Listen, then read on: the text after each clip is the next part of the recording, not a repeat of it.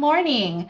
My name is Joanne Villanueva Salvador. I'm a career counselor here at UC Santa Barbara's Career Services Department, and we are very excited to have Samuel Aragon from Bain to help us learn more about the consulting industry. And so I would love to have Samuel introduce himself. Hi, Joanne. Really happy to be here today. As Joanne said, I'm Sam. I work at Bain Company. I'm a management consultant. I've been there for about 2 years now. I graduated from UC Berkeley in 2017. I guess that's probably a good enough intro. We can talk about the casework that I've been on a little bit later in the interview. Great. So I'd like to start off with asking you, Sam, about what initiated your interest in consulting? My interest in consulting was initiated pretty late into my college career, actually. I studied economics in college, and I was a little bit of an econ nerd for most of it. And I was, at one point, I was considering doing a PhD in economics. And I interned at the Federal Reserve to kind of explore that interest and see if maybe that was something I wanted to do. And after that internship, I actually loved the internship, but realized that kind of earlier on in my career, I wanted to do something that was a bit more fast-paced, that would give me kind of a general business management skill set, and that would allow me to kind of see like a broad range of problems, kind of similar to what I would do in economics, but to allow me to approach those problems in a more faster-paced environment. And so that kind of piqued my interest in consulting.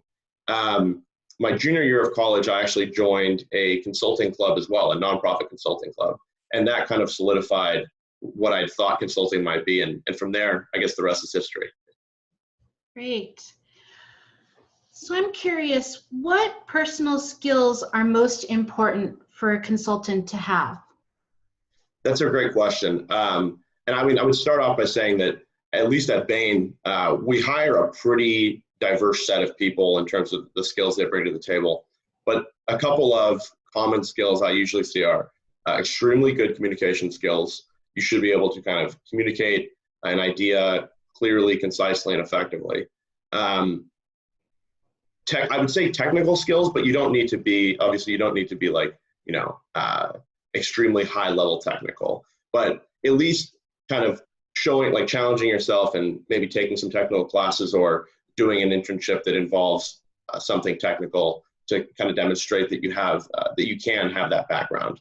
And then this one's more of a softer skill, but it's really important, is having a good attitude. I mean, the job can be really demanding in terms of the hours, in terms of the problems that you're faced with on a daily basis, and having a good attitude and always being willing to kind of jump in there and just take on more and attack every day with a ferocity, I think is a strong thing that will help you succeed in the job.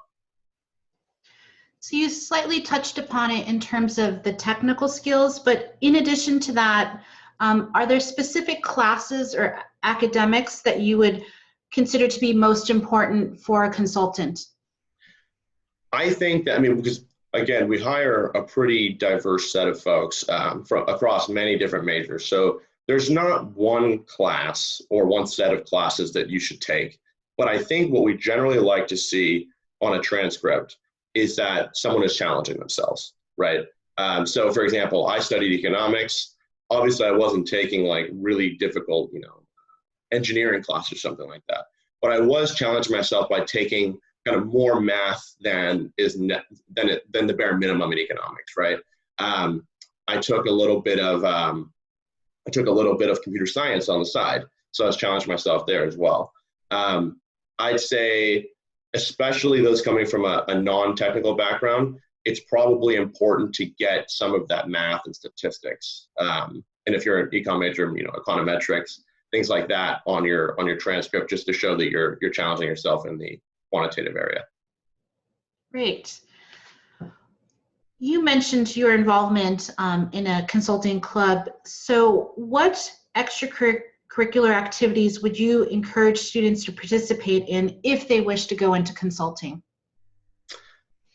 I think consulting club is a great one to do if you're interested in it. I don't think I think a lot of people kind of go into consulting clubs because they think it's just a box they need to check to go into consulting. Definitely not true. I work with a lot of folks that didn't go the consulting club route and kind of just pursued things that they were generally interested in college. So I know that it's kind of I'm like cheating my way out of the answer, but I don't think you need to do a certain extracurricular in order to get into consulting. I think the important concept or the important thing to keep in mind is that it looks good if you're doing well academically and you're challenging yourself kind of in an extracurricular sense. So whatever you're participating in, that's obviously taking time away from the time you could do studying. So that shows that you are able to handle a heavier load, I guess, and I think that makes you look good for consulting.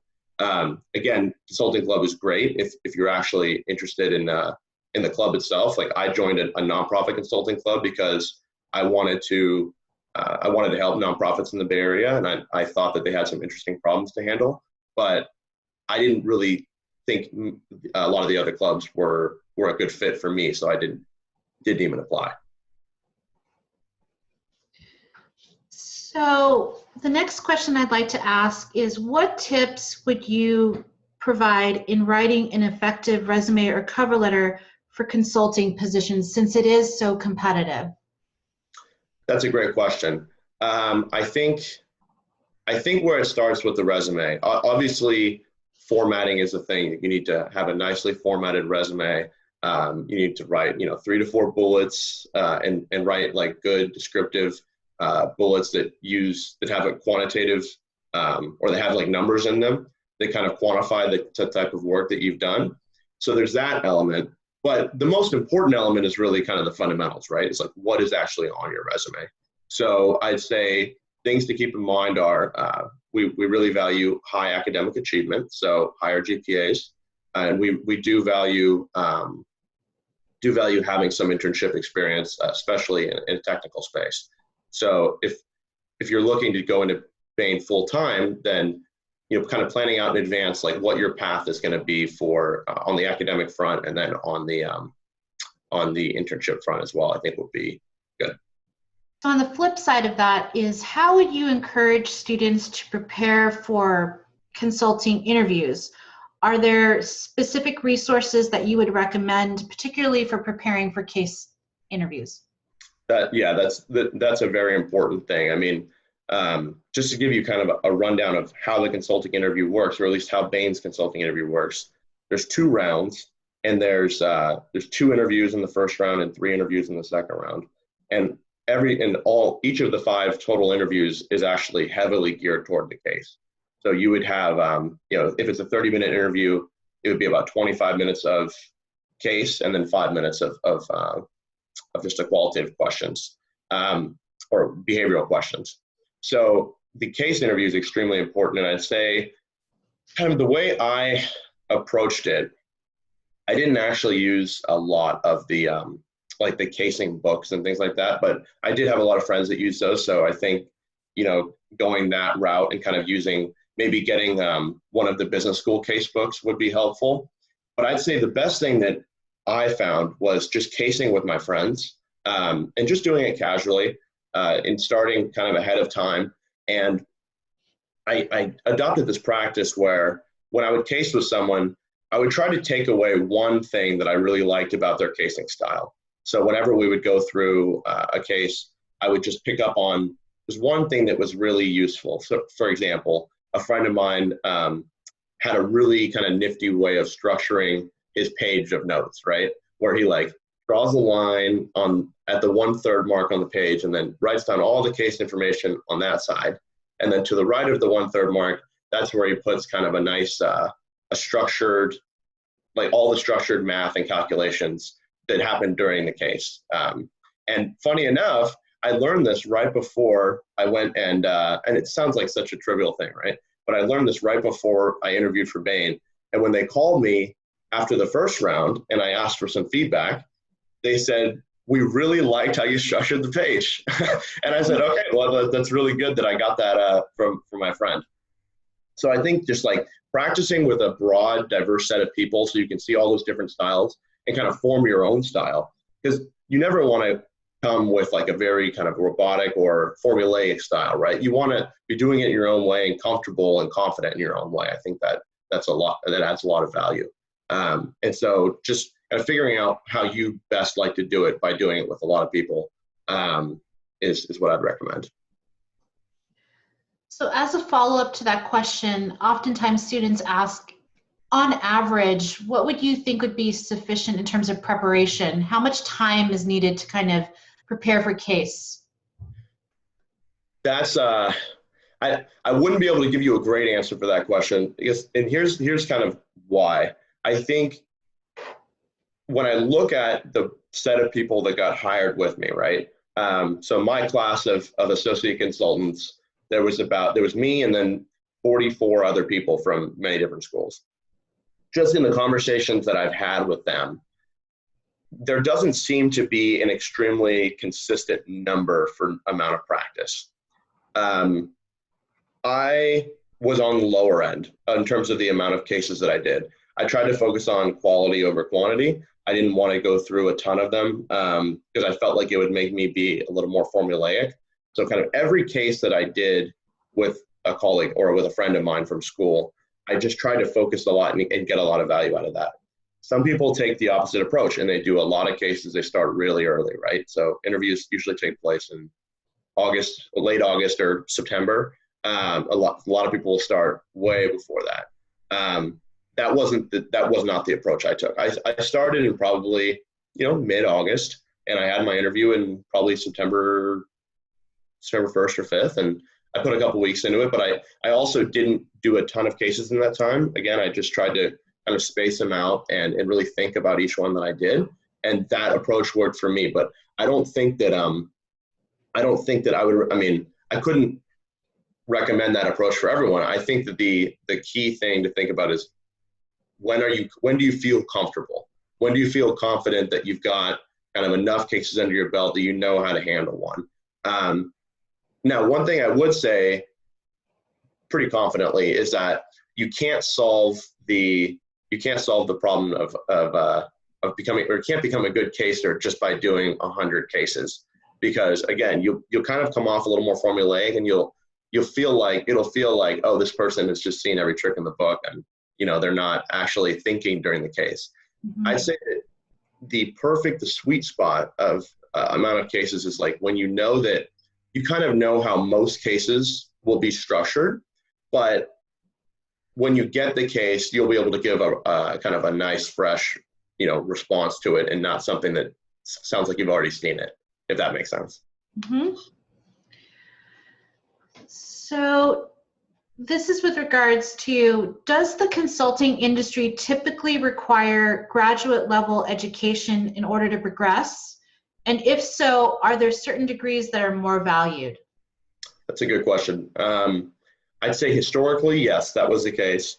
And it's certainly still the case at some firms, so I can only comment on Bain. But I think a trend that we're seeing recently is a lot less people are going the graduate school route. Traditionally, it was more, it was basically all MBAs. People would go and do an MBA, and Bain would sponsor them for that if you were at Bain before. And then you could come back and you just promise Bain 2 more years after that MBA. And that program is still available and popular if you're interested in doing an MBA, but it's not a requirement to advance per se. A lot of folks are kind of going the direct promotion route where, after senior associate consultant, which is your 3rd year, you'll be promoted to C1 if you're a strong performer. Or some folks are kind of leaving after that 3rd year, with the offer to come back after a couple of years. They go work somewhere else, get some more work experience, and then they come back and do the promotion. So it's by no means a requirement. Certainly something you can do if you're interested, but yeah. And I mean, I'd say in terms of the degrees that are popular, the MBA is probably still the most popular, but I believe there are other graduate degrees you could pursue as well, like a JD or Master's in Public Policy. And those would probably be evaluated on a case-by-case basis, but I believe that some folks have done those as well. So the next question that I just sort of like to ask is, what does a typical day look like for you at Bain & Company? a typical week? That's a great question. I get that one a lot. The answer again is there is no typical day at Bain and Company. I mean, I could give you kind of a high level structure, but the casework just varies so much from day to day that it's kind of hard to sum up what a typical day would look like. Let me give you an idea of how this week is panning out for me. So I would come in Monday morning, and we typically have, this is one thing that's probably consistent across most cases, typically have a morning check-in at like 9 or 9:30. And that's when you kind of link up with the rest of your team, and you all just kind of make sure that you're aligned on what work you're progressing toward. This week, I'm working on a capability assessment for my client, which at a high level is essentially saying, okay, my client wants to make a large transformation in their business. We're looking at kind of what are the fundamental capabilities in terms of data and analytics, or hardware, or the infrastructure, the technical infrastructure that they'll need, the sales headcount that they'll need. Kind of what are some benchmarks for those that can show them kind of what their what gap they need to bridge to be able to make this transformation. That's the work stream that I'm working on right now. So coming in on Monday morning, I aligned on the work I needed to do there. And then I kind of I'll work through the late morning and early afternoon doing some analysis. This week I was doing some LinkedIn headcount analysis, and that basically breaks down to kind of looking at across different companies how many people fall into the headcount or fall into the different job functions that I just outlined. And then kind of in the middle afternoon, get back together with my team, talk about the results that we're finding, and then maybe start churning out some what we call output, right? Some slides that reflect those findings and the core message that we want out of that. And then keep working into the evening and wrap up around 7. Send off the output to the partners, and then they'll check the output kind of overnight or in the morning, and then give us feedback the next day, and then we'll go through another step of iteration. So that's the process that I'm going through this week. But again, it's highly variable depending on the type of case that you're on. Great. So it's interesting. Students are interested in knowing sometimes about how much travel is involved. And typically, I know that you mentioned that your schedule varies, but on average, how long do your assignments typically last? So I can speak for Bain for sure on this one. Bain has more of a local staffing model, so travel is not typically a requirement. There certainly are travel cases. So I think the way we usually look at it is, if you are really interested in traveling and you want to travel, there's travel cases that you can do. But if travel is kind of is not something that you can kind of handle in your life right now, for example, like if you're married, or later on in life if you have kids, or even like if you have a dog here, right? If something like that makes travel hard, then you can generally avoid it. And then if you fall in the middle, you're indifferent, maybe you'll get a travel case as one of your cases while you're at Bain, but it's not something that's super common. I think the statistic is about 30% of the work in our office requires travel. And when it does require travel, it would probably be, maybe Tuesday, Wednesday, Thursday of the week, maybe Monday as well. And then you would typically be back in the office on Friday. So switching gears now, the question is, what is the employment trajectory or timeline for promotion in Bain & Company? Yeah, that's a great question. So the position that I'm in right now is called Associate Consultant. That's the role that you'll be in for your first 2 years at Bain. We call that AC1 and AC2. At the end of your AC2 year, you come up for your first big promotion. That's the that would be for the Senior Associate Consultant position. That's the 3rd year. So some folks will get promoted to that. And then I'd say that 3rd year is a cutoff point where a lot of people will start to make the jump into other industries. And Bain is actually very supportive of that. In fact, we have an externship program that during your 3rd year, you can go and you can extern at another company and kind of try out what it would be like to work there instead of Bain. A lot of people will go to their companies, and then a lot of folks will actually come back and kind of go for that next promotion to the 4th year, which would be the consultant level. Call that the C1 level. So yeah, I mean that's generally the Bain trajectory, but a lot of people would start to make the move outside of Bain after the 3rd year, typically. Thank you. So this is a fun question. How would you describe the corporate culture at Bain & Company? Bain is, so among the many consulting firms, I'd say Bain's reputation is the culture firm. The way I like to describe it is that we're a very young firm. We have more of a pyramid structure where the most people in the firm are on the bottom, right, coming right out of college. So the associates. And we really, I'd say that like the AC1s and AC2s really drive the culture of the firm. It's a very fun culture. We have a lot of events. We have events within the associate consultant class, and then we have events across the entire office. So probably the highlight event per year is what we call our offsite, our summer offsite. We basically take 2 days off work in July, and Bain takes us all to a resort in Napa, and we just have a great time. We do some team building activities, some like puzzles and things like that. But then we also have a lot of fun. Like we have a pool party, we have a dance party. We have a Bain band that comes and plays. Basically, people that just play instruments and want to play in the band. It's a blast. It's really a blast. And that summer offsite is really indicative of kind of the like how much Bain cares about the fun parts of the job. I'd say, I mean, that's the highlight event of the year, but there's many events. We'll have a pints every month where we'll bring a lot of drinks into the office, and on a Friday afternoon have everyone come and just socialize. We'll have overnights with the AC class where we'll go and rent a big house somewhere in California and go hang out there for the weekend. We'll have camping trips that are organized by our outdoors club, all those things like that. You have plenty of opportunity to participate in these great events and overnight activities.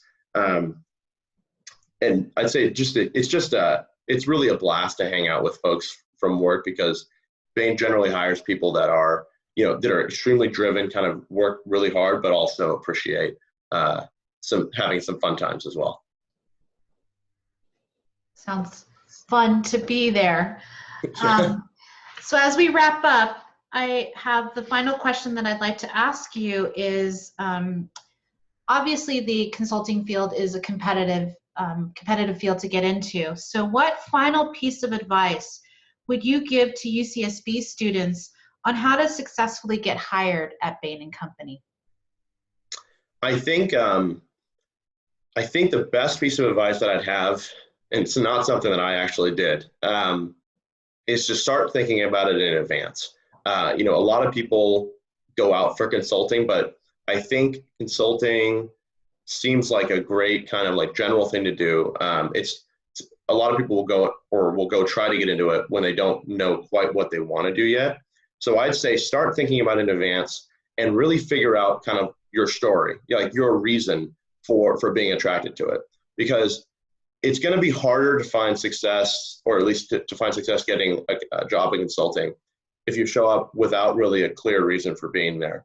But if you show up and you're like, okay, well, I did these internships, didn't quite work out, or wasn't quite the most interesting thing for me, and so now I'm thinking that consulting can provide, X, Y, and Z for me.